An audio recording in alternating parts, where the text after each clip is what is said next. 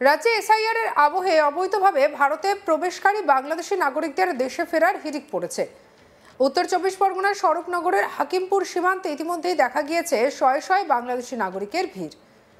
বাংলাদেশ সীমান্ত লাগোয়া জেলাগুলিতে বাংলাদেশি নাগরিকদের ধরা পড়ার খবর প্রায় সময় সামনে আসছে। মুর্শিদাবাদ জেলার ইসলামপুর থানার হুরশি অঞ্চলে বড়সড় অভিযান চালিয়ে 12 জন বাংলাদেশি নাগরিক এবং এক ভারতীয় দালালকে এবারে গ্রেপ্তার করল পুলিশ।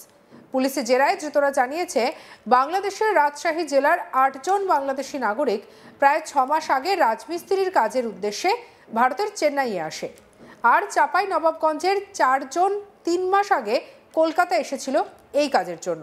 সম্প্রতি এসআইআর আতঙ্কে কাজ ছেড়ে দেশে ফেরার জন্য মরিয়া হয়ে ওঠে তারা। এজেন্টের মাধ্যমে সীমান্ত পেরিয়ে বাংলাদেশে ফিরে যাওয়ার চেষ্টাও করে, আর ঠিক সেই সময় পুলিশের জালে ধরা পড়ে পুরো চক্র। ছবি দেখুন।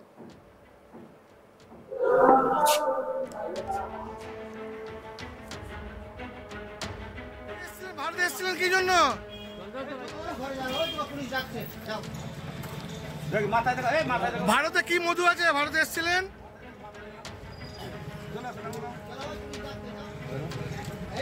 কত বছর ধরে ভারতে আছেন?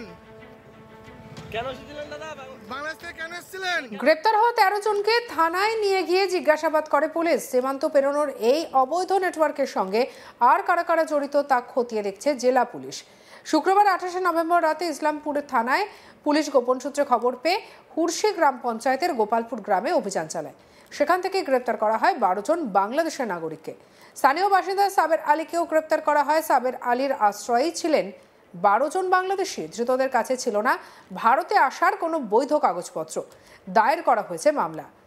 শনিবার 29 নভেম্বর ধৃতদের আদালতে পেশ করে পুলিশ। ধৃতদের 10 দিনের পুলিশ হেফাজত চাওয়া হয়।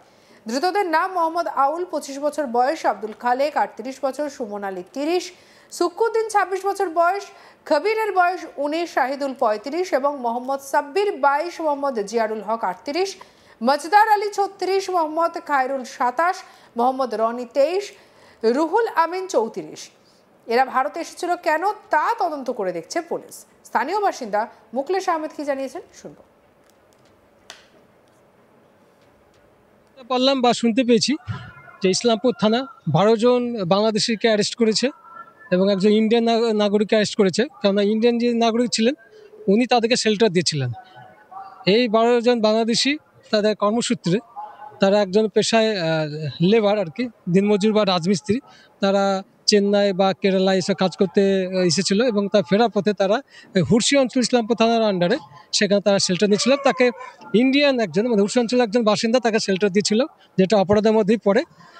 ইসলামপুর থানা তাদের সোর্সের মাধ্যমে জানতে পারে যে এখানে তারা আশ্রয় নিয়েছে। ইসলামপুর থানা 12 জন নাগরিক, বাংলাদেশের নাগরিক অ্যারেস্ট করেছে। আমরা খবর পেলাম যে তারা এখানে তারা কর্মসূত্রে এখানে তারা লেবারের কাজ বা রাজমিস্ত্রির কাজ করতে এসেছিল। তারা ফেরার পথে ওখানে তারা শেল্টার নিয়েছিল। এই নিয়ে আমাদের কালিক সব্যসাচীর রিপোর্ট দেখাবো। আবারও মুর্শিদাবাদে বাংলাদেশি গ্রেপ্তার। এবার 12 জন বাংলাদেশি যুবককেই গ্রেপ্তার করলো মুর্শিদাবাদের ইসলামপুর থানার পুলিশ।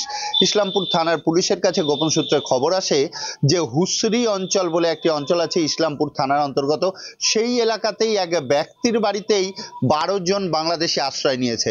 এই বাংলাদেশিরা কি কারণের জন্য ইসলামপুরের এই হুসরি অঞ্চলে এসেছিল সেই বিষয়েও তদন্ত নামে পরবর্তীতে পুলিশ, কিন্তু সেই বাড়িতে যখন গিয়ে পুলিশ উপস্থিত হয় সেই বাড়িতে তল্লাশি চালালেই এই 12 জন বাংলাদেশিকে দেখতে পায় পুলিশ। কিন্তু প্রথমে তারা কোনোভাবেই স্বীকার করেননি যে তারা বাংলাদেশি। তারা দীর্ঘ জেরার মুখে পড়েন পুলিশের এবং তখনই স্বীকার করতে বাধ্য হন যে তাদের মধ্যে 4 জন হচ্ছে চাঁপাই নবাবগঞ্জ এলাকার এবং 8 জন হচ্ছে বাদশাহী এলাকার।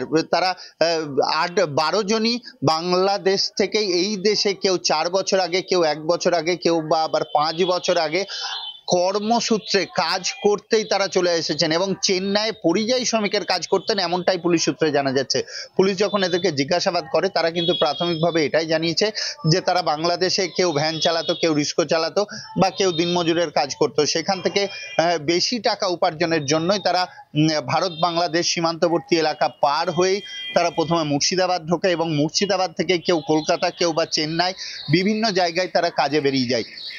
তার উদ্দেশ্য এই সময় তারা যেটা বলতে চাইছে, তারা সেই সকল জায়গাতে যখন ধরপাকড় চলছে, বাংলা ভাষার যে সকল পরিযায়ী শ্রমিকদেরকে বাংলাদেশি সন্দেহে আটক করা হচ্ছে, সেই সময় তারা এই যারা চোরা পথে দালালির কাজ করে তাদের মাধ্যম দিয়েই এই ইসলামপুরের হুসরি অঞ্চলে এসে উপস্থিত হয়েছিল এবং এইখানকারই ভারতীয় এক দালাল তাদেরকে বাংলাদেশে পৌঁছে দেওয়ার একটি ব্যবস্থাও করেছিল, এমনটাও জানা যায়। পুলিশ যখন জিজ্ঞাসাবাদ করে তো এমনই জানতে পারে।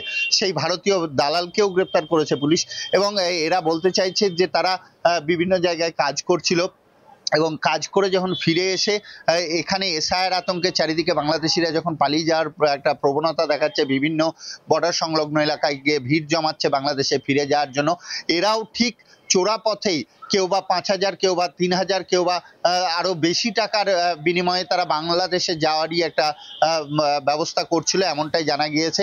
এবং তার আগেই পুলিশ যখন গোপন সূত্রে খবর পায় যে এই এলাকায় বাংলাদেশি মজুত হয়ে আছে, তখনই সেই এলাকায় তল্লাশি চালায় এবং তল্লাশি চালিয়ে এই 12 জনকে গ্রেপ্তার করে। 12 জনকে পুলিশ আদালতের কাছে পেশ করেছে এবং 10 দিনের পুলিশি হেফাজতে এদেরকে নিয়ে আসা হবে। আবেদন রেখেছে আদালতের কাছে যে এরা কি উদ্দেশ্য নিয়ে এসেছিল।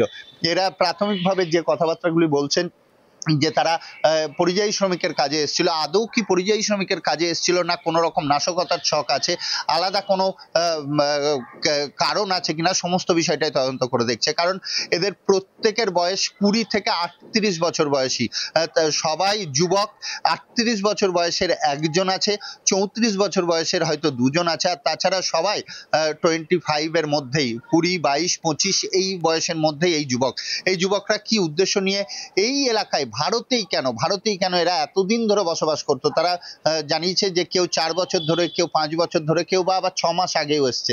এইখানে যখন এসআইআর নিয়ে একটি জল্পনা চলছে, এসআইআর নিয়ে যখন চারিদিকে আমরা একাধিক বস্তি দেখছি ফাঁকা হয়ে যাচ্ছে, বর্ডার সংলগ্ন এলাকা থেকে যাদের বৈধ নথিপত্র নাই তারা বাংলাদেশে চলে যাওয়ার একটা প্রবণতা দেখাচ্ছে, সেই কারণেই এরা জমায়েত হয়েছিল। এরা ভারত বাংলাদেশ সীমান্তবর্তী যে মুর্শিদাবাদের যে এলাকাগুলি আছে সেগুলি থেকে দালাল চক্রের হাত ধরে তারা বাংলাদেশ ফিরে যেত, এমনটাই তারা কিন্তু প্রাথমিকভাবে পুলিশকে জানিয়েছে। কিন্তু এর পেছনে আলাদা কোনো উদ্দেশ্য আছে কিনা, কি কারণে তারা এসেছিল, সমস্ত বিষয়টা কিন্তু পুলিশ তদন্ত করে দেখছে। তবে একথা বলাই যেতে পারে যে প্রতিনিয়ত বাংলাদেশি গ্রেপ্তারের ঘটনা যেমন আমরা দেখতে পাচ্ছি, তেমনি বাংলাদেশি দালাল মুর্শিদাবাদে এর আগেও আমরা তুলে ধরেছি যে পুলিশ একাধিক বাংলাদেশি দালাল আমাদের ভারতে যারা বসে আছেন এবং এই বাংলাদেশ দেশিদেরকে এপার থেকে ওপার এবং ওপার থেকে এপার বাংলাদেশ থেকে ভারত ভূখণ্ডে ঢোকাচ্ছে এবং ভারত ভূখণ্ড থেকেই বাংলাদেশ পাঠিয়ে দিচ্ছে। এই দালাল চক্র কিন্তু অ্যাক্টিভ হয়ে আছে সীমান্তবর্তী এলাকায়। ইসলামপুরে এমনই একটি চিত্র আবারও ধরা পড়লো যে 12 জন বাংলাদেশির সাথেই একজন ভারতীয় দালাল, তাকেও কিন্তু গ্রেপ্তার করেছে পুলিশ এবং এদের পেছনে আরো কে বা কারা আছে, এই র্যাকেটটা কতদূর অবধি বিস্তৃত হয়ে আছে, সমস্ত কি বিষয় খতিয়ে দেখছে মুর্শিদাবাদ পুলিশ তথা সীমান্তবর্তী প্রত্যেকটি থানার পুলিশ, এটা বলাই যেতে পারে। সঙ্গে রাখুন আজ তাক বাংলার ইউটিউব চ্যানেলকে, লাইক, কমেন্ট, শেয়ার, সাবস্ক্রাইব করতে ভুলবেন না।